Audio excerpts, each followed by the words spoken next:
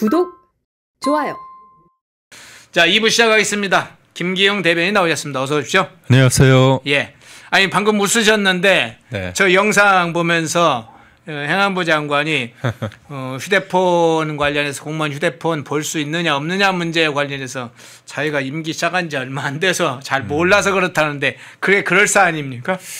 아니, 물론 이제 볼 수 있다고 얘기하면 공무원의 왕이 누굽니까? 예. 이재명 아닌가요? 이재명 휴대전화부터 봐야죠. 김현지랑 뭐 어떤 내용을 가지고 오고 그러네요. 갔는지 얘기를 해야 되는데 예. 참 이재명이라는 사람이 어떻게 했습니까? 휴대전화 절대 뺏기면 안 된다고 강의까지 했던 사람 아닙니까? 근데 본인이 성남시장의 시장 시절에 휴대전화를 제가 알기로는 한 6번에서 8번 그 측근이란 사람은 크게는 많게는 8번까지 바꿨습니다. 전화번호도 3개인가 4개 된다고 그러더라고요. 예. 그래서 저희 주변에 이렇게 휴대전화를 거의 1, 2년에 한 번씩 바꾸거나 그리고 전화번호를 한 3, 4개씩 가지고 있는 사람은 되게 이례적이죠. 물론 정치인들이 이제 개인 폰하고 이른바 뭐라고 할까요? 그 업무 폰 쓰는 경우가 있습니다. 그런데 이재명 주변에 있는 사람들은 거의 매년마다 휴대전화를 바꿨고 휴대전화 번호도 3, 4개씩 썼다. 왜 그럴까요? 저는 이해가 안 됩니다. 예. 그런 과정 속에서 공무원들 75만 명을 대상으로 언제든지 휴대전화 관련해서 보자고 하고 그거에 대해서 반대를 하면 어떻게 한다고 하죠? 징계한다는 거 아닙니까? 그러면 그게 임의 제출이 아니잖아요. 강제지 않습니까? 그래서 휴대전화를 본다는 것은 이재명 말 그대로 돌려드린다면 너가 뭐 하고 있는지 짓이라고 표현했습니다. 그때 네. 뭐 하고 있는 짓 여기 보면 되죠. 여기 여러분의 절대로 사고를 치면 전화기 뺏기면 안 된다 이런 얘기를 하는데 그때 그 뒤에 말이 뭐냐? 여러분이 뭐 하고 있는 짓 그런 것을 알 수 있다 그런 얘기를 했습니다. 예. 지수님 후원 고맙습니다. 시청하시면서 좋아요 깜빡하신 분들은 꾹 눌러주시면 좋겠습니다. 본 주제로 넘어가 보겠습니다. 우선 코스피 지수 상황을 한번 보겠습니다. 주식시장 동향. 어제 코스피가 초반에는 상승 출발을 했어요. 네. 그랬다가 3,900선이 무너지기도 했다가 최종적으로는 3,929에서 그 선에서 이제 마무리가 됐는데 지금 보니까 초반에 올랐다 등락이 지금 반복되고 있네요. 조금 4,000선은 회복은 했는데 주가에 최근에 연일 한 7일, 거래일 7일, 8일 네. 이 시기에 지금 주가 하락 국면이 계속 반복되고 있잖아요. 그래서 야, 이 버블이 이제 좀 본격적으로 터졌구나. 그리고 정부의 개입, 인위적 개입 이것도 이제 약발이 떨어져 가는 거 아니냐 이런 이제 분석들이 많이 나오고 있는데 어떻게 보세요? 저는 주식이 오르면 좋죠. 네. 근데 문제는 정부가 지나치게 그것을 코스피 5천이라는 거 그리고 본인들의 어떤 지지율과 연동시키면서 인위적으로 부양하고 있다는 게 문제인 것 같습니다. 그리고 특히나 주식을 한다는 건 여유가 있는 분들이 투자를 해야 되는데 권대영이라고 있습니다. 예, 예. 그 금융위의 부위원장 권대영이라는 사람이 뭐라고 얘기를 하냐? 빚을 내서 투자하는 것도 일종의 레버리지다 얘기를 하는데 이재명 정부에서 우리가 볼 때 집을 살 때 대출을 일으키거나 아니면 전세를 끼고 사는 거를 악마화하잖아요. 그렇죠. 그런데 예외적으로 주식 관련해서는 금융위 부위원장이라는 사람이 권장을 한다. 근데 이게 참 그 권장을 하고 나서 그 다음 날부터 주식이 떨어지기 시작했습니다. 그래서 저희가 4,000선 넘어서 4,200선까지 돌파를 했다가 지금 4,000선 밑으로 어제는 이제 3,900까지 내려왔다가 조금 반등했다가 오늘은 이제 4,000선을 회복했는데 이게 굉장히 불안합니다. 근데 여기에서 가장 중요한 지점이 뭐냐? 2,600선에서 4,000선 사이에 우리나라 주식 투자하는 이른바 개미라고 하는 2천만 명은 주식을 팔았습니다. 예. 그러고 나서 4,000선 이후에 주식을 다시 샀어요. 그런데 외국인들은 4,000선 이후부터 팔았습니다. 그래서 우리가 뭐 머리, 어깨, 뭐 허리, 발목 이런 식으로 얘기를 하는데 머리에 물려 있는 형국입니다. 그런데 이게 참 안타까운 게 내용을 보면 이게 우리나라가 9조 7천억어치 순매수를 했거든요. 개미 네. 투자자들이 계속 개미들은 사고 있습니다. 그렇죠. 그런데 여기에서 내용이 본인의 돈을 가지고 한 게 아니라 올해 신용융자라는 게 있습니다. 결국은 이제 주식을 빌려서 한다는 거잖아요. 자금을 빌린 돈으로 하는 신용융자가 올해 초에 15조 원이었는데 지금 26조 원이라는 겁니다.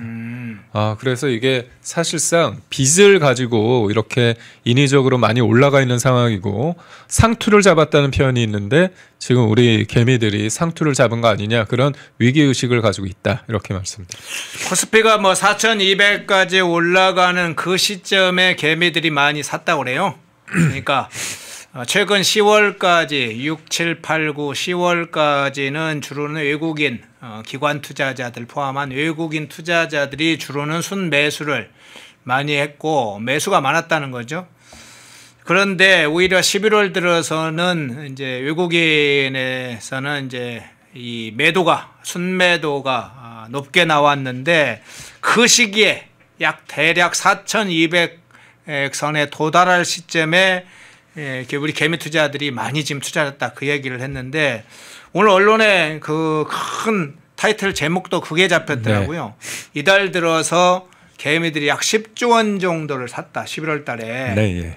그런데 이 개미들이 지금 이 주가가 떨어지면서 4,200선에 밀려서 4,000선 이하로 내려가니까 막 비명을 지르고 있다.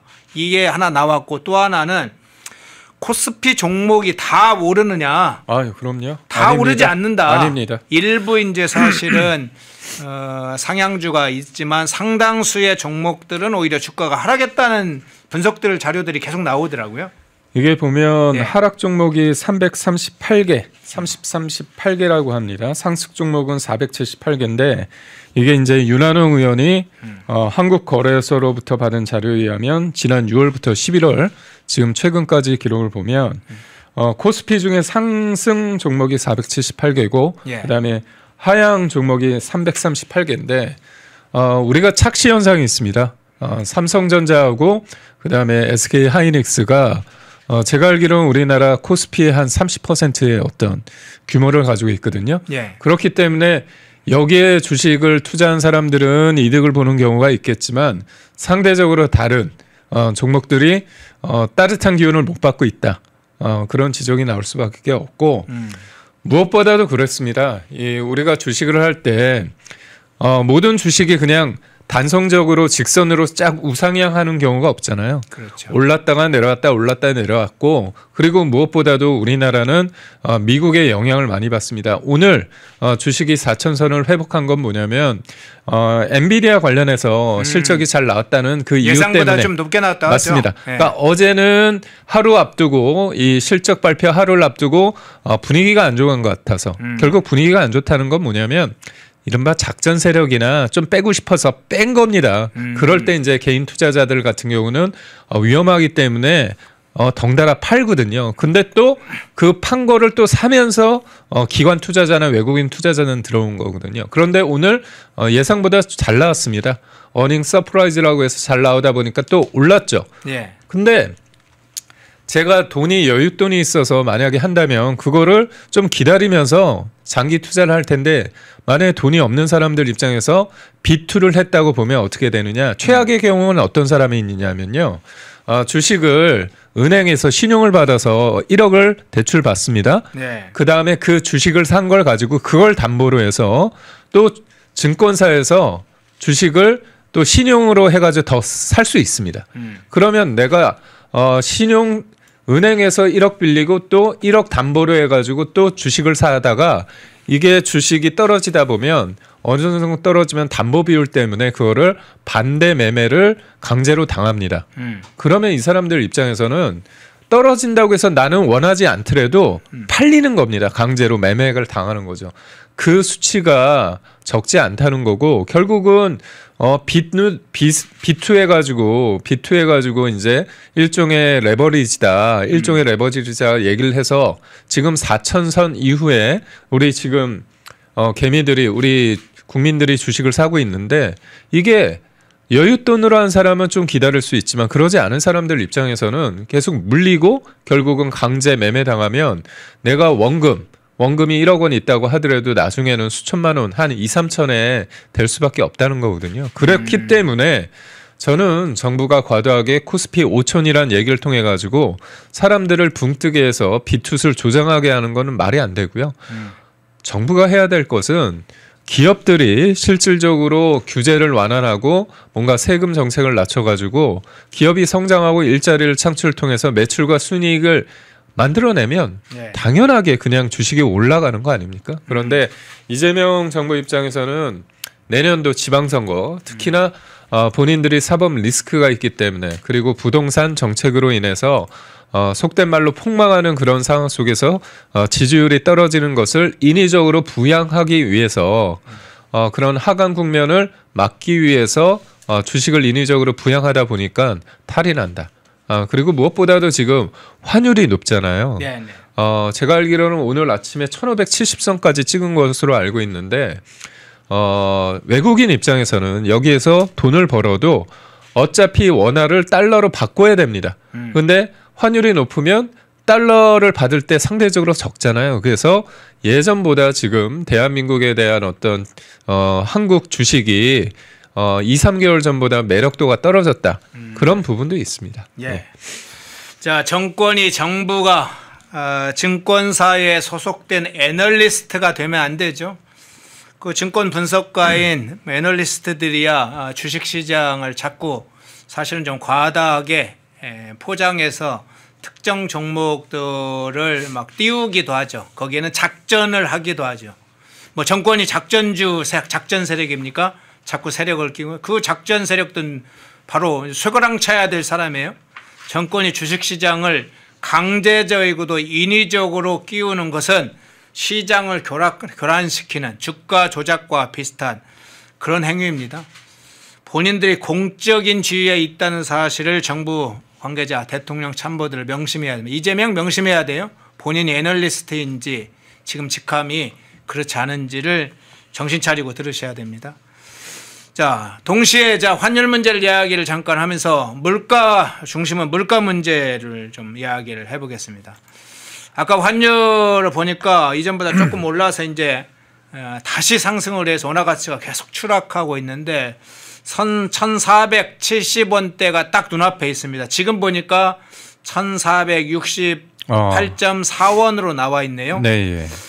정말 갈수록 이 환율 문제는 바로 지금 우리 원자재 수입, 특히 수입업자 수출도 지금 뭐 큰 효과는 못 본다고 그러는데 원자재 수입하는 이 기업경에 엄청난 타격을 주는 데다가 휘발유 가격 한번 보여주시겠어요? 어제 1818 세게 발언하면 좀 이상합니다. 1818. 1818. 네, 18. 제가 어제 집으로 감사 보니까 어떤 주유소에는 1848이 됐더라고요. 네. 갈수록 18에서 1848, 1878 막 이렇게 가는데 경유가 제가 지금 몇 개월 전에 1,500원대에 주유를 했는데 지금 1,700원대가 지금 보편화됐어요. 일부 좀 비싼 데들은 경유조차도 1,800원대 됐습니다. 이게 소상공인이나 자영업자나 일반 서민들은 죽을 지경이잖아요. 사실 저는 자동차를 끌고 다니지 않습니다. 대중교통을 이용하기 때문에 휘발유 값에 대해서 좀 제가 좀 무뎌는데 네. 전 1,800원대가 넘은지 처음 알았습니다. 네.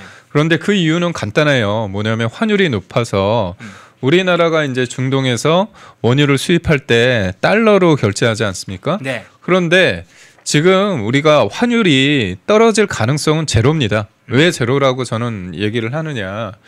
우리가 이재명이요. 트럼프하고 관세 협상했을 때 3,500억 달러를 준다고 했잖아요. 네. 그중에서 달러로 매해 200억 달러씩 달러로 줍니다. 직접 투자합니다. 직접적으로 달러를 줍니다. 이재명이 처음엔 3,500억 달러 했을 때 현금 비중은 5% 미만이라고 했잖아요. 175억 달러입니다. 그러니까 3,500억 달러 중에서 175억 달러만 현금 달러로 주고 나머지는 대출과 보증이라고 얘기했어요. 새빨간 거짓말입니다. 2천억 달러를 매해 200억 불씩 주는 겁니다. 그럼 달러 수요가 있겠죠. 우리 정부에서만 달러 수요가 매해 200억 달러가 있고요. 기업이 1,500억 달러를 투자를 해야 됩니다. 달러로. 그러면 기업들도 달러 수요가 있습니다. 그리고 이번에 참 황당한 게 주한미군에 대해서 330억 달러. 그리고 또 무기 사는데 250억 달러. 그리고 비행기 사는데 300억 달러 정도 해서 그리고 또 1000억 달러가 LNG입니다. 그렇죠. 다 더하면요. 7천억 달러가 가까이 됩니다. 예. 그러면 어떻게 됩니까? 우리는 미국에 달러를 사서 보내야 되잖아요. 그럼 달러가 귀해지죠. 달러 수요가 높습니다. 근데 우리나라 원화는 어떻습니까? 원화는 이재명 정부가 올해 670조 정도 되는 예산을 내년에 728조입니다. 그리고 지금 풀고 있어요, 돈을. 심지어 매해 아주 대놓고 얘네들은 얘기합니다. 매해 국채를 110조씩 발행을 한다고 합니다. 우리나라 돈은 많아지는데 달러는 상대적으로 사가지고 보내야 됩니다. 그렇죠. 그러면 모든 건 상대적이잖아요, 환율이란 것. 그러면 달러가 우리는 달러를 사서 보내야 되고 원화는 많아지고 그러니까 결국은 환율이 오를 수밖에 없습니다. 그래서 이런 가운데 그렇다면 이게 환율이라는 게 가장 큰 문제가 뭐냐. 고환율은 우리가 수입을 해야 되기 때문에 고수입 단가가 올라가고 그렇죠. 수입이 넘어가면 많아지면 어떻게 됩니까? 고물가입니다. 그러니까 이재명 정부가 얼마나 진짜 뻘짓을 하고 황당한 짓을 하느냐. 대한민국 국민과 기업들의 발목을 잡고 있느냐. 우리가 물가가 오르면 임금이 높아져도 실질적으로 내가 주머니가 얇아지잖아요. 네. 기업도 마찬가지입니다. 그러니까 모든 것들이 이재명이 관세를 잘못하고 협상을 잘못하고 지금 이른바 퍼주기를 한다는 거. 우리가 착각하는 게 우리한테 1인당 뭐 15만 원, 25만 원 들어온다고 좋아할 게 아니라 그만큼 내가 집을 살 수 있는 상황, 집값은 천정부지로 오르고 있고 그다음에 기름값 그리고 내가 월급도 실질적으로는 적게 벌 수밖에 없다는 이런 것을 봤을 때 25만 원 들어온다고 좋아할 일이 절대 아닌 겁니다. 그래서 지금 우리가 볼 때는 휘발유 값뿐만이 아니라 우리는 휘발유 모든 기업들이 생산을 하기 위해서 이 기름이나 전기를 쓸 수밖에 없기 때문에 이 모든 것들이 모든 기업들에 영향을 줄 수밖에 없고 또 소상공인들한테도 영향을 줄 수밖에 없다. 그래서 저는 사실 인위적으로 주식 가지고 좀 장난을 치겠지만 내년도에 이 주식이라는 것도 실물 경제가 받쳐주지 못하면 한계점이 명확할 수밖에 없고 또 내년 상반기에 부동산 전월세 대란이 일어날 수 있어서 그때 이재명은 또 그러겠죠. 두 가지입니다. 쓸 수 있는 카드가. 북미 대화 그 안에서 자기가 뭔가 할 수 있는 지분을 찾으려고 할 거고 또 하나는 쿠폰, 소비 쿠폰을 또 뿌리지 않을까 싶습니다. 예. 하루님, 영님, 최미재님, 돌고래님 후원 고맙습니다. 자, 이제 물가 문제와 관련해서 이야기했는데 사실은 이제 이 환율이 자국의 화폐 가치가 이렇게 급격하게 떨어지고 물가가 인플레이션이 막 몇백 % 이렇게 도달하면 이제 사실은 자국의 화폐는 이제 휴지가 되는 거죠. 우리 과거에 이제 뭐 페소라든가 헤알이라든가 뭐 아르헨티나의 페소든 브라질의 헤알이든 이런 사실은 자국의 화폐들이 거의 휴지 조각처럼 쓰여지던 우리 기억들이 있습니다. 한국의 원화가 지금 이렇게 떨어지면 미치는 영향이 어마어마하죠. 기업들과 소상공인 자영업자, 서민들의 일상생활, 각종 생활 물품에 다 반영이 되죠. 화폐 가치는 떨어지고 물가는 올라가고 그런 상황이 지금 우리가 처한 상황입니다. 지금 이재명이 희낙거리면서 지금 내란 청산 멋지고 하면서 국내 적절분열만 일으키고 있는 그런 상황을 보고 있는데 참 위기 상황이 계속될 것 같습니다. 자, 그런데 한 가지 더 짚어야 될 게 있는 것 같습니다. 관세 협상 당시에 우리가 이제 자동차 네. 이 협상 부분을 상당히 중요하게 봤잖아요. 관세를. 네, 예. 물론 관세 반도체는 아직 뭐 관세는 타결이 안 됐고 대만을 기준점으로 한다. 이게 일부 언론에 나오긴 했지만 자동차 부분을 상당히 봤는데 철강 알루미늄 부분을 상당히 놓친 것 같아요. 특히 네. 철강 부분이 지금 관세 문제가 해결하지 못하면서 굉장히 고통이 큰 걸로 알려졌는데 철강 특히 알루미늄 이 철강은 특히 포항 같은 데는 중요한 산단이 있지 않습니까? 지금 이제 철강 관세 문제를 해결을 못했는데도 지금 정부가 희낙거리고 있어요. 네. 자, 이 부분은 어떻게 지금 상황을 봅니까? 그러니까 결국 지금 여수산단 네. 거기는 화학 관련해 가지고 굉장히 어려움을 겪고 있고 네네. 또 말씀하신 것처럼 포항 같은 경우는 포항제철 포스코가 있지 않습니까? 네.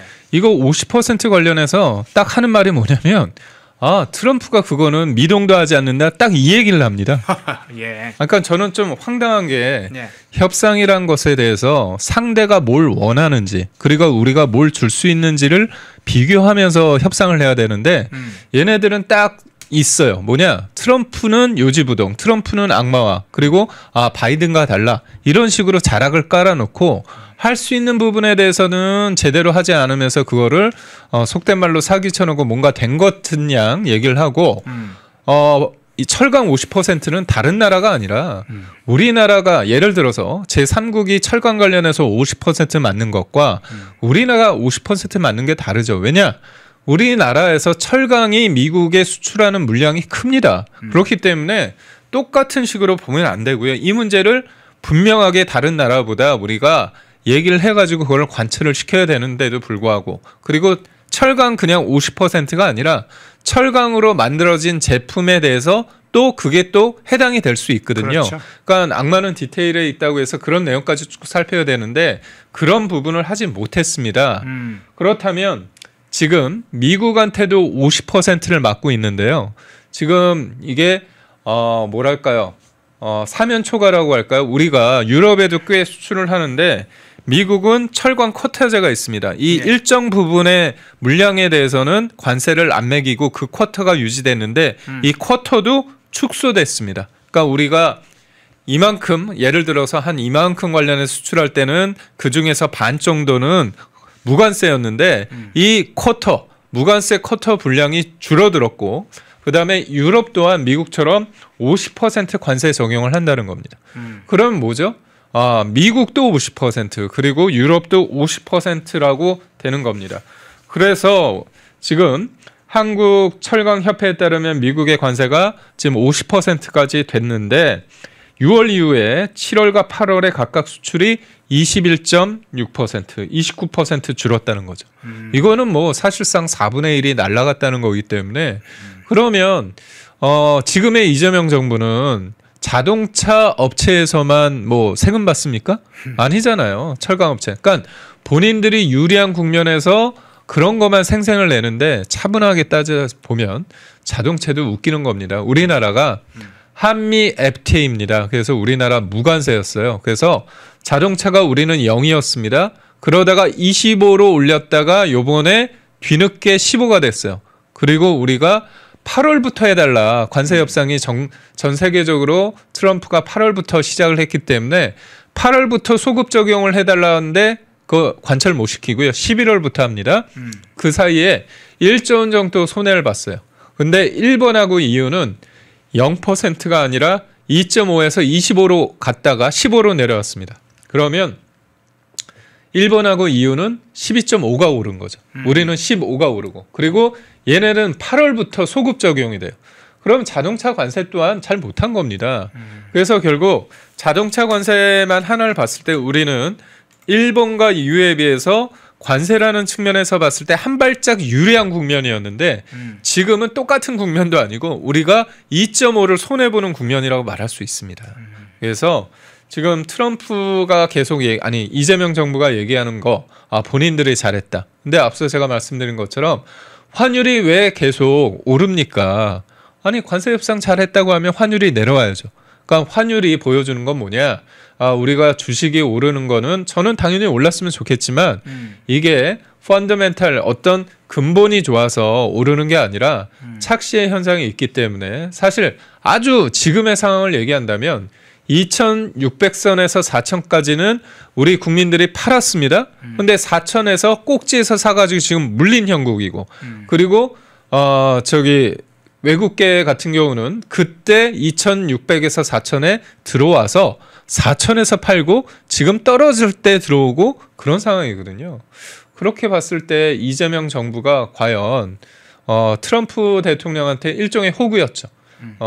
친중 정권이고 그리고 무엇보다도 사법 리스크가 있기 때문에 정상회담도 원래는 날짜가 정해져야 되는데 8월 관세 협상을 하고 나서도 날짜가 정해지지 않았습니다. 네. 그러다 보니까 3,500억 달러를 제시한 게 저는 이재명 정부라고 봅니다. 본인들이 3,500억 달러를 사실상 헌납하고 거기에서 자기들은 현금 비중이 5% 미만이라고 잘못 판단하면서 실질적으로는 57%인 2천억 달러를 헌납할 수밖에 없고 그것으로 인해서 사실 정상회담이 맺어진 거거든요.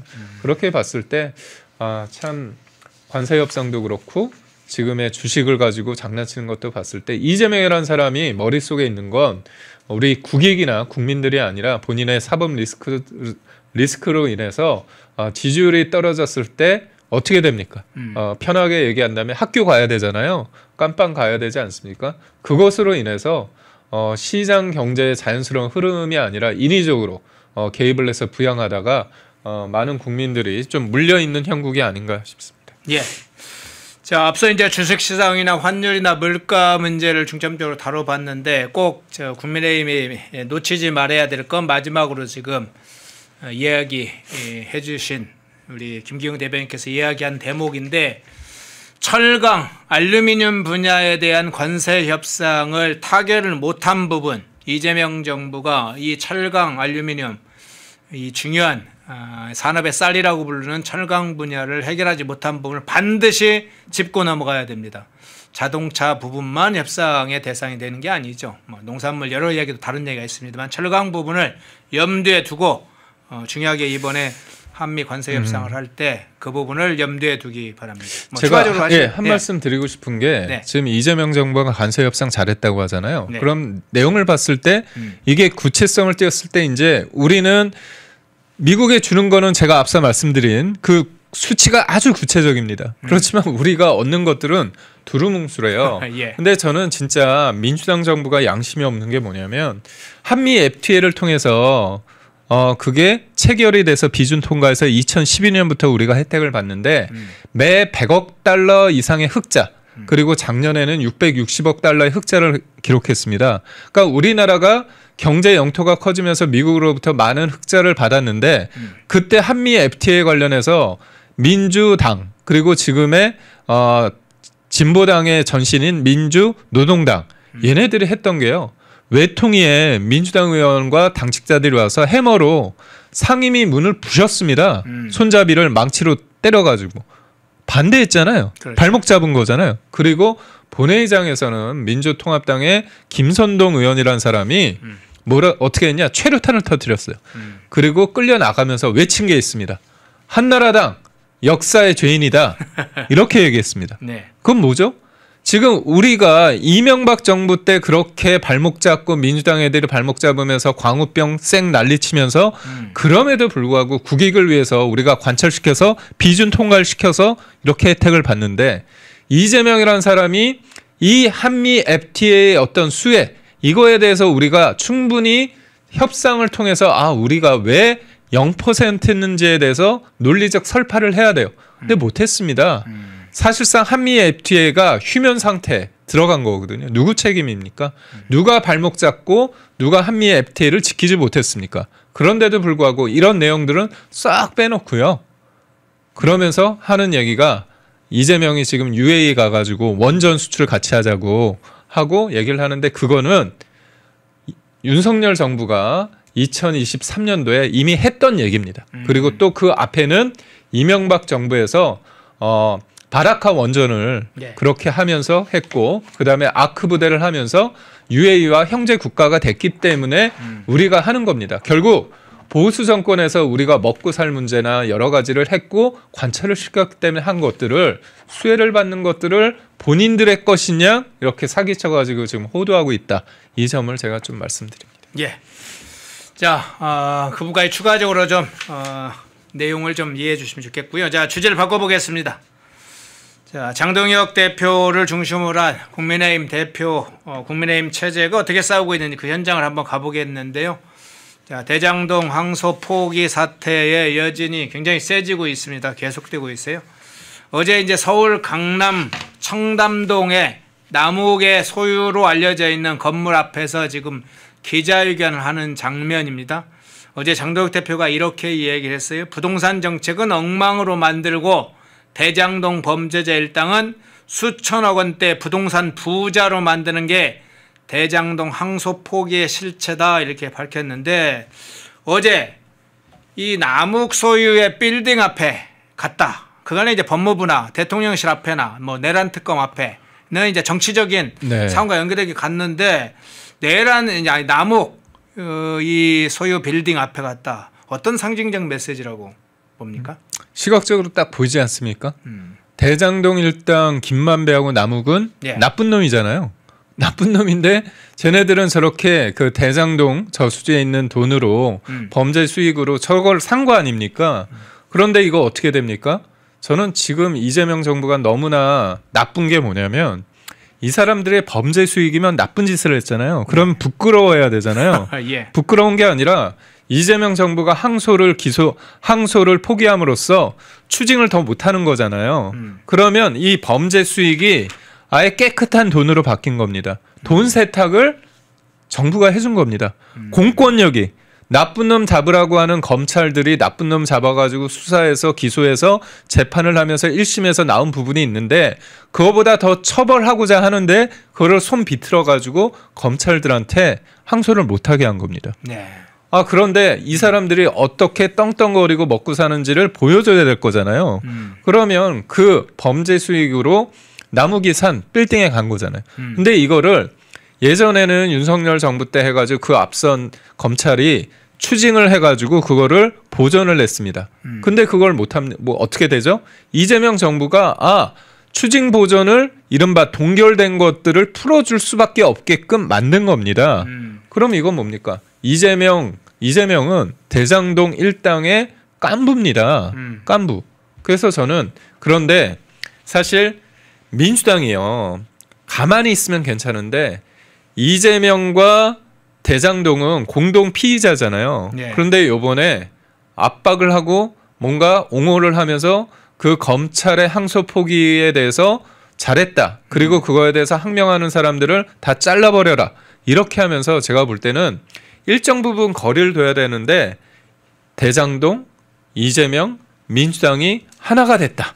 그런 측면에서 봤을 때 지금도 패착이지만 이게 계속 정권 내내 갈 겁니다. 제가 볼 때는 굉장히 아킬레스건으로 약한 고리로 작용될 수밖에 없고 지금 더 황당한 건 뭐냐. 자기가 300억짜리 토지를 산 게 있습니다. 예.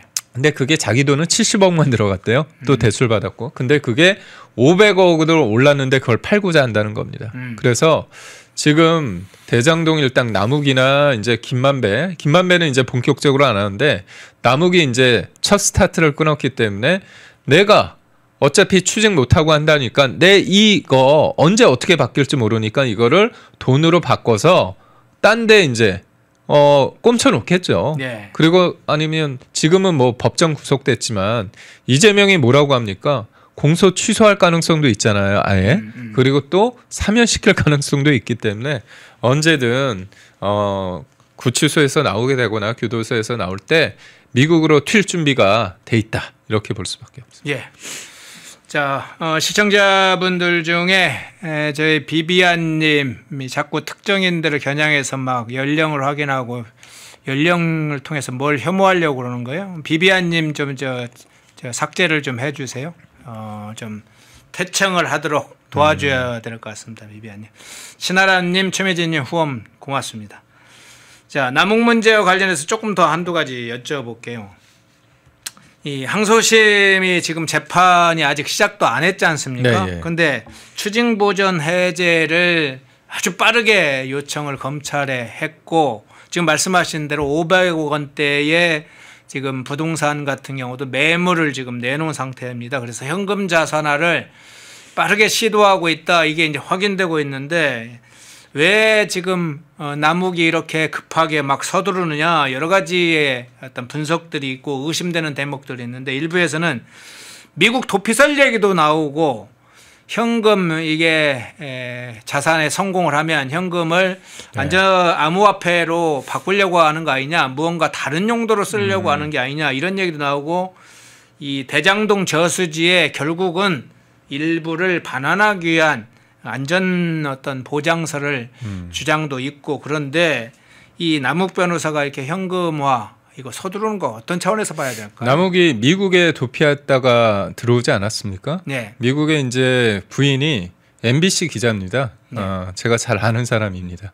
제가 KBS인데 MBC 기자인데 그때 같은 해에 들어왔죠. 근데 저도 그 남편이 남욱인지 몰랐어요. 그런데 그분이 기자를 하다 관두고 미국으로 갔는데 가족들로 갔는데 돈 씀씀이가 만만치 않았다는 거 아닙니까? 남욱이 뭐 그 교회에 수천억 불은 아니겠죠? 네. 수천억 달러. 수천 달러죠. 수천 달러를 이제 헌금을 내고 그다음에 여러 좋은 자동차를 굴리고 그랬다는 겁니다. 그래서 결국은 지금 가족도 미국에 있기 때문에 남욱 입장에서는 지금 국내에 있는 재산을 가지고 청산을 한 다음에 현금화한 다음에 당연히 미국으로 갈 거라고 저는 봅니다. 네. 대한민국에 있을 때 남욱 봤을 때 어떤 사람이 좋아하겠습니까? 아주 대놓고 지금 이재명 정부가 판을 만들어줬잖아요. 너는 더 이상 추진 안 할게.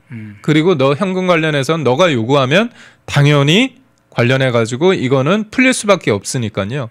남욱 변호사가 이 대장동 관련해서 녹취를 보면 그런 얘기를 했습니다.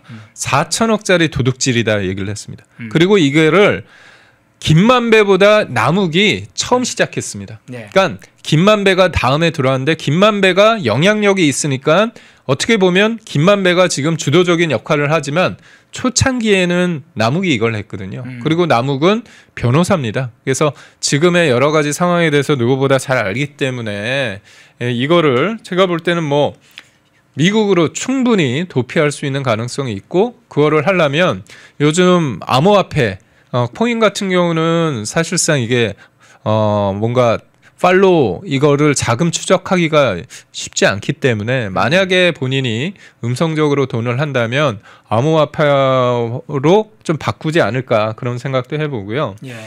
무엇보다도 어제 이제 장동혁 대표가 얘기를 했지만 이 대장동 일당이 한 7,800억 중에서 아무리 우리가 노력을 해도 400억 정도뿐이 추징을 못 하거든요. 그러면 7,400억 그리고 뭐 크게 봤을 때 한 7,800억 얘기를 했을 때 이게 성남 시민이 한 90만 명 정도 된다고 합니다. 그럼 이재명이 그렇게 입만 열면 얘기하는 게 소비 쿠폰이잖아요. 소비 쿠폰으로 무려 86만 원씩 할 수 있다는 겁니다. 그래서 저는 이거에 대해서 추징되는데 이거를 원청적으로 차단한 사람들이 있잖아요. 네네. 그 정성호 법무부 장관 그리고 요번에 박철우 서울중앙지검장이 이제 반부패 부장이었는데 얘가 사실상 항소 포기에 영향력을 행사했다고 보지 않습니까? 그래서 그리고 또 노만석 검찰총장 대리 이런 사람들한테 국고 손실죄로 저는 구상권을 해서 이쪽 사람들의 돈을 제가 볼 때는 가져와야 된다고 봅니다. 그러지 않고서는 그냥 간단하게 봤을 때 국민 누구한테도 우리한테 1도 도움이 안 되는 대신 이재명과 대장동 일당한테는 무한한 어떤 특혜를 주는 이 항소 포기 행위를 한 이런 사람들에 대해서는 끝까지 진짜 지구 끝까지 가서 구상권도 행사하고 처벌을 해야 되지 않을까 싶습니다. 예.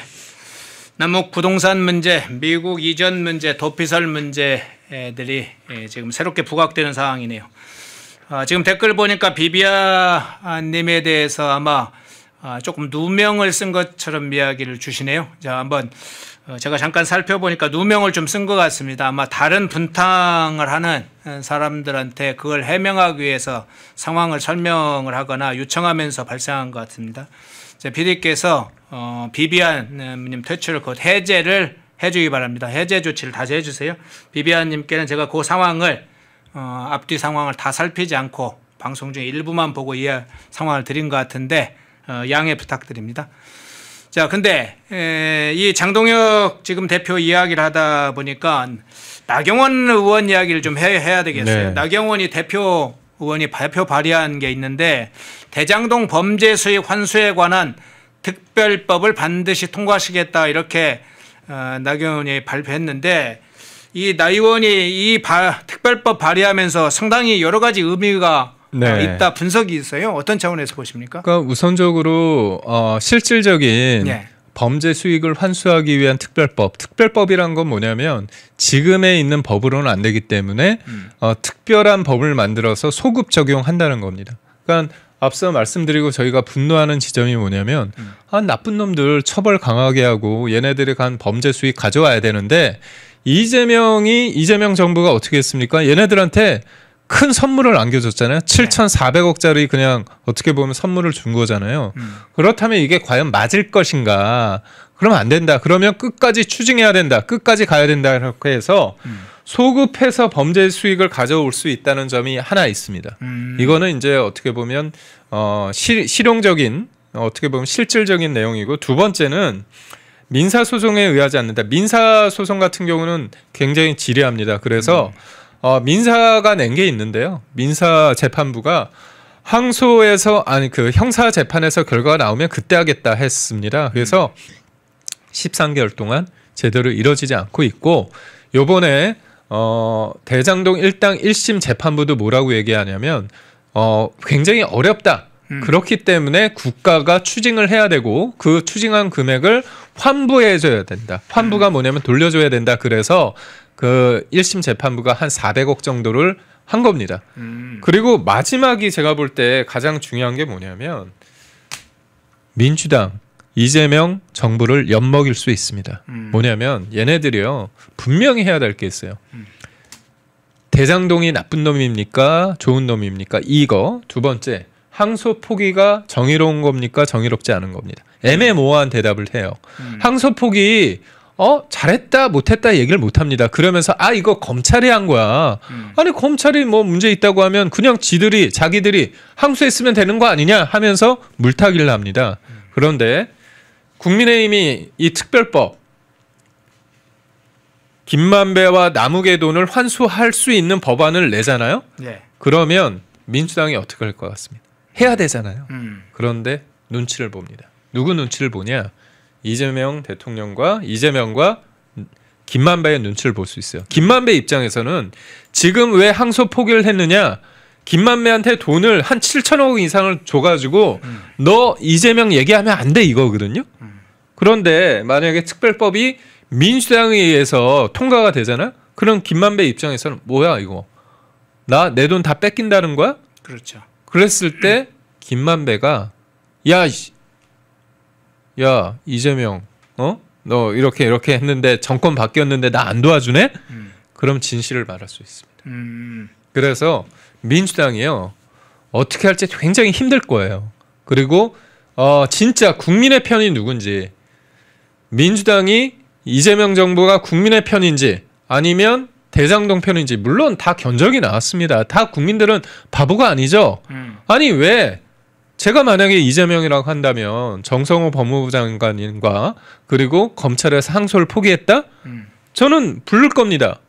아니 내가 대장동 일당하고 너무 관계가 없는데 전혀 1도 관계 없는데 네. 왜 이렇게 해서 나 욕먹이느냐. 나 공동피의자지만 얘네들은 나쁜 놈이고 나는 대장동 관련해서 내가 1도 받은 게 없어. 아무렇지도 않아. 그러면 저는 정성호 법무부 장관을 경질할 겁니다. 그러지 않잖아요. 그냥 적당히 꼬리를 자른 거 아닙니까? 그러면 진실의 시간이 도래한다. 맞닥뜨린다. 그건 뭐냐? 이 특별법을 딱 했을 때 민주당의 스탠스가 그래 옳다커니 통과시킨다? 그러면 얘 뭐지? 그럴 수 있지만 예. 미온적이다. 그러면 이거는 빼박이죠. 빼박 증거입니다. 그래서 저는 이 특별법이라는 게 실질적으로 소급 적용해서 범죄 수익을 환수할 수 있다는 측면도 있고 또 하나는 민사보다는 빠르다. 그리고 마지막 이게 본질적인 겁니다. 이재명과 민주당의 민낯이 이 특별법에 대해서 동의를 하느냐 반대하느냐에 따라서 그 민낯이 다시 한번 드러날 건데 예. 이미 민낯은 다 나왔습니다. 예. 범죄자의 범죄 수익을 환수할 의사가 있는지 아닌지는 저 특별법에 대해서 이재명과 대통령실과 민주당이 어떤 태도를 취하는가를 통해서 국민들에게 확연하게 명징하게 확인이 되겠네요. 아주 중요한 대목일 것 같습니다. 나경원 의원이 그 빈틈을 딱 찾아서 아주 중요하게 환수법을 다시 특별법을 제기를 해주셨네요. 나 의원 아주 화이팅입니다. 자, 또 다른 장면 한번 살펴보겠습니다. 성남시가 어제 이 사건 관련해서 정성호 이 장관 포함해서 4명을 직권남용 그리고 직무유기 혐의로 공수처에 고발을 했습니다. 시민단체가 고발한 건이 별도로 있어요. 그게 지금 경찰과 공수처에 가 있고 공수처가 뭐 그걸 하나로 받아서 수사에 나서는 상황이긴 한데, 자, 성남시가 고발했다는 것은 차원이 좀 다를 것 같습니다. 여기다가 지금 성남 시민들 수천 수만 명의 성남 시민들의 고발이 진행될 것이라는 것도 알려졌는데 직접 피해자가 이제 나서는 상황인데, 자, 그럼 상황이 좀 다르네요. 정치적 파장이 어떻게 일까요?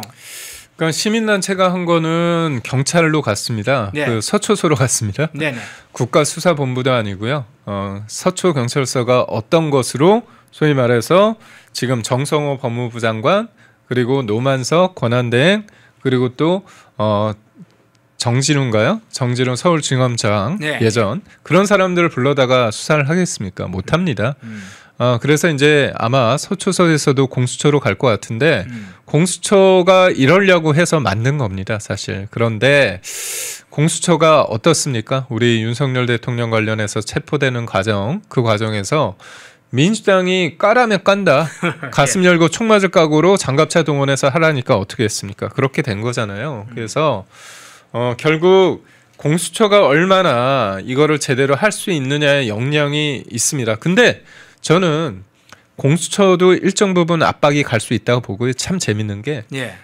특검이 공수처 수사하지 않았습니까? 그렇죠. 그래서 공수처도 사람이라면 더 이상 민주당과 이재명 정부의 개가 돼서는 안 됩니다. 주구가 돼서 사냥개가 되면 안 되고요. 본인들도 수사기관이라고 한다면 이럴 때 국민의 편에 한번 서야죠. 이제까지 다 민주당 편이라고 한다면 해야 된다고 보고, 그리고 저는 그거예요. 다른 것도 아니고 나쁜 놈을 수사하고 기소해서 재판받게 하는데 그거를 못하게 해서 지금의 정부와 민주당이 나쁜 편을 들었는데 네. 특검이 지금 사실상 특검은 권력의 어떤 개로서의 역할을 하지만 검찰청이 없어집니다. 그러면 공소청만 있으면 사실상 공수처에 대한 사람들의 어떤 바람이 있을 수 있어요. 그래서 공수처가 조금 정신을 좀 차려야 된다.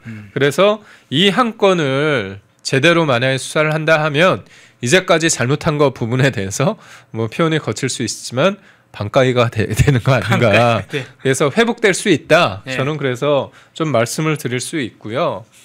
중요한 거는 여론입니다. 그리고 국민들의 눈높이인데 지금 서울중앙지검장을 누가 했느냐? 요번에 박찬호요? 네. 박철우죠? 박철우. 박철우가 예. 했는데 얘가 대검의 반부패 부장입니다.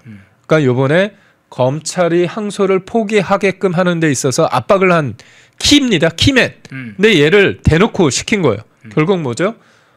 힘으로 누르겠다는 겁니다. 그런데 모든 것들은 작용이 있으면 반작용이 있고 지금 검사 사회가 녹록치 않습니다. 아니 내년에 없어지거든요. 다른 것도 아니고 수사기관으로서의 어떤 존재 이유, 수사를 해서 기소를 해서 공소를 유지하게 된 본인들이 해야 될 것을 하지 말게끔 하고 그게 문제라고 해서 경위를 설명하라고 하니까 항명으로 그리고 법을 바꿔서 검찰을 파면시키기까지 한다는 거잖아요.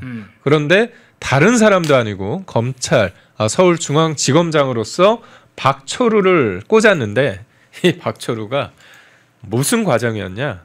범죄 이익 환수 부장이었어요.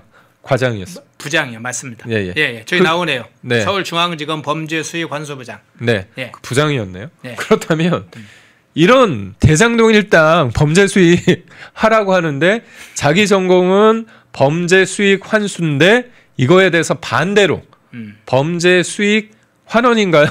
환수가 아니라 제가 볼 땐 범죄 수익 세탁 부장이었네요. 그래서 그러니까 저는 검사들, 검사 사회에 대놓고 능멸한 겁니다. 너희들은 이런 사람, 너희를 입막음하고 압박하는 사람을 우리가 박철우를 찍어서 알받게 하더라도 너희들은 아무 말도 못하겠지? 그건 검사들을 희롱한 거 아닌가, 겁박하면서 희롱하는 거 아닌가 그런 생각을 합니다. 예, 박철우 직함이 과거 직함이 바뀌어야 되겠네요. 아까 다시 한번 그거 띄워놔 주시겠어요? 범죄수익 환수부장이 아니라 범죄수익 보장부장으로 해야 되겠네요. 제가 볼 때 세탁부장도 괜찮아요. 세탁부장. 네, 범죄수익 세탁부장.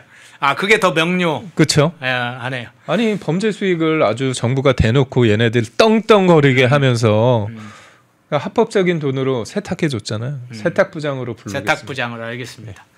자, 그런데 주목되는 대목 하나 좀 보겠습니다. 예, 경실련 그거 띄워주시죠. 경실련이 어제 이제 저희가 저 경실련 보면 잠깐 좀 이야기를 좀 드렸는데, 대장동이 항소 포기 사태에 대해서 윗선의 지시에 관한 부분을 지적하면서 이 의혹을 해소해야 된다. 그래서 국정조사 해야 된다. 이런 것을 경실련이 입장을 밝혔어요. 지금 사진에도 떠 있습니다. 관련자 엄중 처벌, 부당이득 몰수하라. 지금 당장 특검 도입, 미온적 검경수사 신뢰할 수 없다. 특검하고 앞서 말씀대로 항소 포기에 관해서 국정조사 그걸 제기를 했는데, 어제 제가 안테나를 좀 돌려봤어요. 여의도에. 네. 특히나 이제 여당 쪽 사람들한테 한번 물어보니까 이 경실련의 발표 이후에 민주당이 좀 상당히 당혹스러운 상황이다. 사실은 일종의 내부의 협조자라고 그간에 생각했던 경실련이 전혀 다른 입장을 공개적으로 아주 강하게 내니까 국정조사와 특검까지 내는 상황이 상당히 당황스럽다, 이런 반응이 있더라고요. 아니 정도껏 해먹어야 되잖아요. 예. 아니 그런데 이거는 논란이 있을 게 아닙니다. 그래서 제가 근본적인 질문 딱 두 개 드렸잖아요. 대장동이 착한 놈입니까 나쁜 놈입니까? 두 번째, 그래서 항소 포기가 잘 된 겁니까 안 된 겁니까? 그거를 대답을 해야 되는데 얘네들이 그 질문에 눈동자가 흔들립니다. 아니 심지어 제가 패널 다른 데서 했을 때 민주당 패널한테 질문을 했거든요. 그래요? 그러니까 민주당 뭐라고 패널이 질문하셨어요? 아니 대장동이 나쁜 놈입니까 착한 놈입니까 질문을 했어요 했더니 네. 대답을 못한 거. 네. 나쁜 벌거지겠는데. 그러더라고요. 그게 바로 본질입니다. 그래서 경실련도 민주당 입장에서는 가자는 개편이라고 자기네 편이라고 생각하는데 조국 사태를 보시면 됩니다.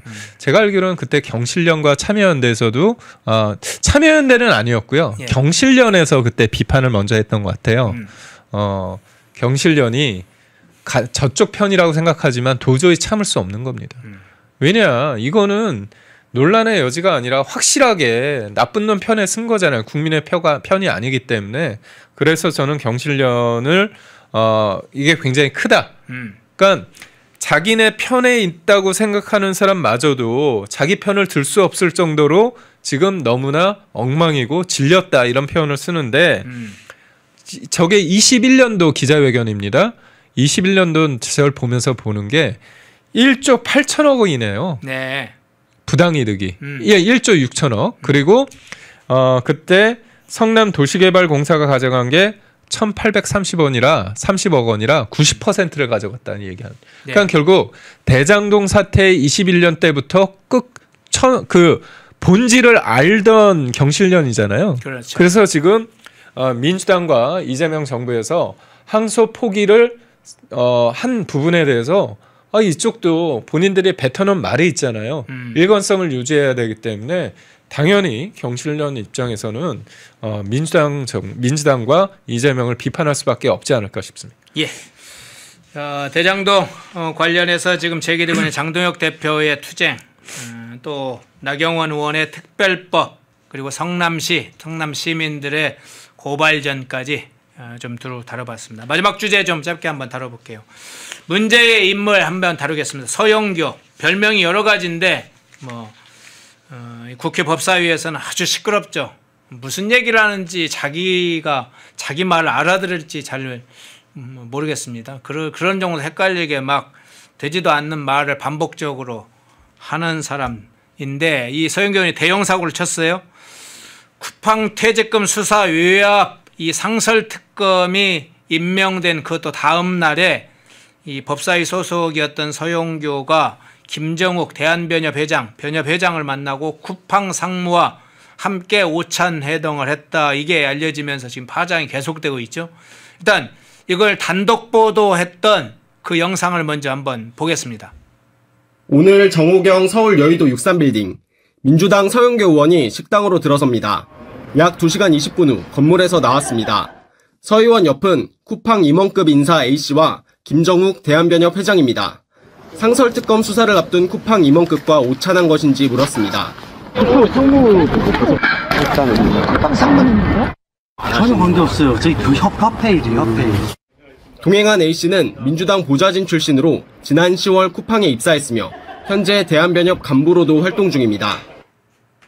예, 쿠팡의 임원까지 같이 봤다. 뭐 대한변협을 보면 그것도 문제가 없는 건 아닙니다. 그것도 심각한데 이 상설특검이 쿠팡과 관련된 상설특검이 생겼는데 쿠팡 상무와 만났다. 모처럼 KBS에서 아주 단독 보도로 좀 특종을 냈네요. 제가 있던 조직인데 열심히 해야 된다고 봅니다. 예, 예.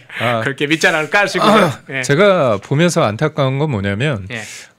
이 상설 특검을 할 때 특검을 추천할 수 있는 데가 대한 변호사의 협회장입니다. 예.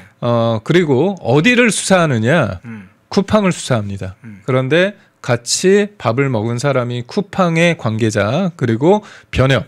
그러니까 이거죠. 수사 대상과 수사를 하는 그 주체를 추천하는 사람이 얼버무려져 있는 겁니다. 거기에 법사위 중진 서영교 의원께서 계시는 거죠. 2시간 동안 있으면서 쿠팡의 키역도 얘기 안 꺼냈다 얘기를 하는 겁니다. 근데 그거 모르죠. 본인은 아니라고 하지만 너무나 부적절한 상황이라고 볼 수 있고 이 재밌는 게 있습니다. 이게 뭐냐면 쿠팡 임원급 인사라는 사람이 이게 변협 관계자인데 정무이사를 하고 있는데 예. 이 사람이 이 논란이 불거진 게 KBS 보도도 있지만 그날 무슨 일이 있었냐? 김병기 원내대표가 문자를 보잖아요. 네. 텔레그램 문자를 보는데 이 모임에 대해서 정리가 된 문자가 옵니다. 이거죠. 그렇죠. 네, 오늘 문자 오후 여기 보이네요. 네, 지금. 네. 오늘 12시 오찬 예정인데 현재까지 변동이 없다는 겁니다. 그럼 이건 뭐죠? 12시 전에 나왔던 거잖아요. 그래서 예. 참석자 명단도 있고요. 저렇게 쿠팡 상무도 돼 있습니다. 친절하게 언론 취재 방향이 있습니다. 상설특검 임명된 지 이틀이 됐는데 상설특검 추천 기관 중 한 곳이 대한변협의 사람과 법사위 중진위원이 수사 대상인 쿠팡의 관계자와 임원과의 오찬 뭐 이렇게 하겠네요. 그리고 세 글자로 부적절 돼 있습니다. 네, 그러네. 부적절 돼 있는데 네. 그러면 이게 찍혔거든요. 언론사에. 그런데 부적절하고 돼 있는데 이게 누구냐? 김병기 원내대표. 그리고 쿠팡 상무가 누구냐?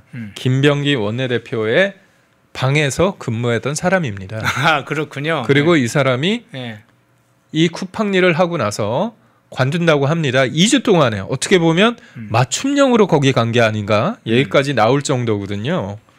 그래서 이게 이 모임 자체도 굉장히 부적절하다. 부적절하다는 게 팩트인데 서영교 의원은 이게 자기는 쿠팡과 전혀 상관없는 사람을 만났다. 그러면 그 사람은 쿠팡 사람이 아닙니까? 맞습니까?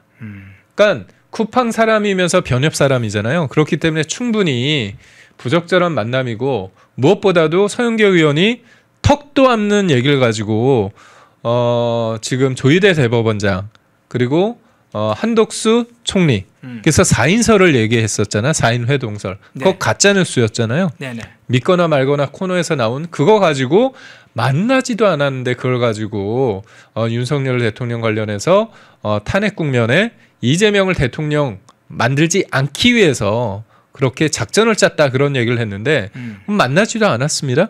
근데 이번엔 만났잖아요. 진실이 어디에 가까울까 보고 있고 또 하나는 이게 서영교와 김병기가 어떤 관계냐.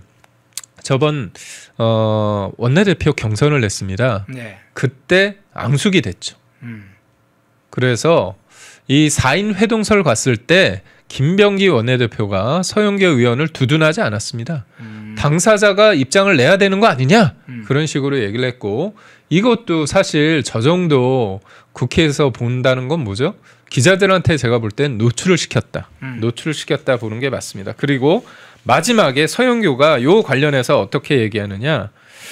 이런 해명을 했습니다. 검사들의 문제를 밝혀내고 있는 저에게 예. 공작이 들어왔다. 정치 공작이라고 네. 얘기하더라고요. 그리고 네. 이런 문자를 돌린 작자를 끝까지 추적해서 처벌할 거다. 이런 문자를 돌린 작자, 이 문자를 보낸 사람이 누구겠습니까? 아니 김병기 원내대표의 저기 보좌진이겠죠. 보좌관이겠죠. 예. 그래서 이거는 뭐 싸움을 하겠다는 거. 김병기하고 한판 붙겠다 이런 거예요? 그래서 이 본류도 재밌지만 이 과정에 서영교와 김병기 간의 이 권력 암투죠, 사실. 네. 저는 권력 암투라고 봅니다. 예. 지난번에 최민희 의원의 딸 결혼식이 상당히 논란이 됐습니다. 그 당시에도 피감 기관들을 통해서 뭐 화환을 받게 하는 조치가 이루어지거나 축의금을 받는 모를 염치한 행동, 여기다가 이해충돌 문제가 심각하게 생겨서 뭐 지금 이제 수사 대상이 되기도 했는데, 이 최민희뿐만 아니라 서용교 이 사건이 바로 이해충돌 문제가 바로 생기는 것 같은데, 일종의, 그리고 만일 저 지금 특검 관련된 사항 쿠팡 임원들과 이야기가 나온 것이면 바로 사실은 불법적인 정치 로비 문제 아니가 생기는 거 아닌가요? 그러니까 본인들이 만나는 거는 뭐 전혀 문제가 없고 네. 남들이 만나는 것들은 다 의혹투성이라고 이제 프레임을 잡는 건데요. 제가 볼 때 만났다는 건 빼박이고 그리고 당연히 상설특검의 수사 대상인 쿠팡 관계자를 만나는 것도 팩트 아닙니까? 네네. 이 사람이 뭐 나온다고 했지만 지금 사표 수리가 안 돼 있습니다. 그렇다면 그 사람은 지금 쿠팡 사람이잖아요.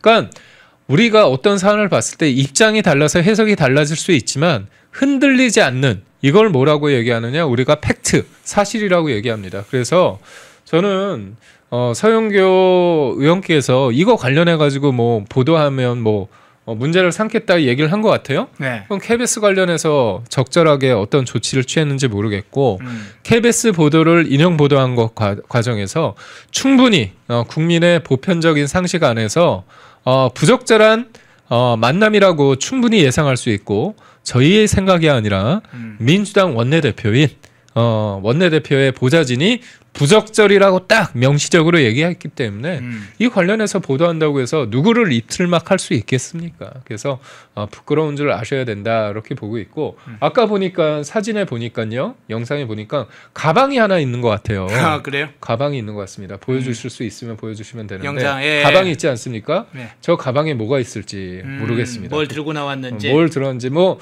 변협의 자료일 수도 있을 거고 쿠팡의 자료일 수도 있고, 아니면 뭐 그냥 뭐 아무것도 아닌 빈 저 쇼핑백일 수도 있는데 모르겠습니다, 저는. 네. 자, 마지막 이 질문 드릴게요. 자, 이 특검 추천위원이었던 변협 회장을 만났다. 법사위원이 만나서 그 특검 관련된 이 상설특검이 막 출발을 했는데 직접적인 관계자를 만났다. 이제 변협 회장도 만나고 쿠팡 임원도 만나고, 그러면 이 특검이 제대로 된 특검인가? 추천을 했던 당사자하고 민주당이 밀착해 있다. 저렇게 비공개 오찬을 할 정도로 특정 인물, 그것도 법사위원하고 만났다. 그럼 특검 자체가 정당성, 독립성, 공정성 이런 문제가 제기될 수밖에 없겠네요. 뭐 사실 세계 특검 자체가 네. 도덕적으로 어떤 정당성을 잃어버렸습니다. 그래서 지금 특검, 김건희 여사 특검, 민중기 특검만 하더라도 예. 당사자가 뭡니까? 미공개 정보를 가지고 친구 회사에 대해서 해서 상장 폐지되기 전에 본인은 돈을 벌었잖아요. 네네. 그리고 또 압박을 통해서 양평 공무원 우리 공무원분 압박을 내서 어떻게 본다면 하도 압박을 하다 보니까 본인의 결백을 위해서 안타까운 선택을 하지 않았습니까? 그리고 뭐 KBS 보도 하나가 최근에 나온 게 있는데 엊그저께 나왔습니다. 특검 사무실에요. 여성을 데려왔다는 거 그러고요. 네. 특검 사무실에서 술을 마셨다고 합니다. 그러니까 지금 얘네들은요, 마음이 콩밭에 있는 겁니다. 그러니까 답을 정해놓고 상대를 몰아붙이면서 그러니까 구속영장을 쳤는데 기각되는 경우가 많고, 또 무엇보다도 별건 수사를 통해서 지금 사실상 압박하고 있지 않습니까? 그리고 또 지금 해병대 특검, 이제까지 대통령이 경로에서 외압을 했다. 한 명도 지금 그 관련해서 구속된 사람도 없습니다. 내란 특검은 어떻습니까? 내란 특검의 본질은 원래 뭐였냐? 윤석열 대통령을 외환 유치죄로 얽어매려고 하는 거였습니다. 근데 지금 되지 않고 앞으로 제가 볼 때 마지막 하나가 있습니다. 추경호 원내대표 관련해서 추경호 원내대표를 구속을 시켜가지고 국민의힘을 위헌정당 심판 그쪽으로 몰아가서 해산시키려고 하고 있거든요. 네. 그런데 추경호 원내대표 관련해서 이른바 내란과 얽어매려고 했는 그 내용을 보면요. 어떤 내용이냐. 회의에 원내대표니까 최고위원 회의 때 민주당에 대해서 무도한 탄핵 비판할 수 있는 거 아닙니까? 네. 감액 예산 비판할 수 있는 거 아닙니까? 그런 비판을 했다는 거. 그리고 또 윤석열 대통령과 당연히 대통령실에서 만찬을 할 수 있잖아요. 그때 화이팅을 외쳤다는 거. 그런 게 영장 그 체포 동의안에 들어 있습니다. 그래서 턱도 아닌 거 가지고 지금 내란 프레임을 계속 구사하려고 하는데 저는 한계가 명확하고 그러다 보니까 이재명이 속된 말로 똥줄이 타거든요. 그래서 지금 공무원 대상으로 75만 명을 대상으로 내란 관련해서 이름은 헌법소지만 본질은 헌법을 파괴하는 TF를 꾸려서 공무원들의 그 휴대전화를 본다는 거 아닙니까? 예. 자, 2부에 김기웅 대변인 모시고 대장동 사건, 이 서용교 관련된 건 두루 좀 살펴봤습니다. 전국이 급격하게 변하고 있는 상황 속에서 우리 김기웅 대변인께서 여러 가지 활동을 하고 계신데 오늘 저녁에도 방송이 있으시다고 지금 댓글에 나와 있네요. 가서도 전투력 있게 싸워 주시기를 고맙습니다. 부탁드립니다. 예, 김기웅 대변인이었습니다. 고맙습니다. 고맙습니다. 펜앤마이크에서 추천하는 영상도 보고 가세요. 다른 영상도 즐기시려면 구독 버튼을 꼭 눌러주세요.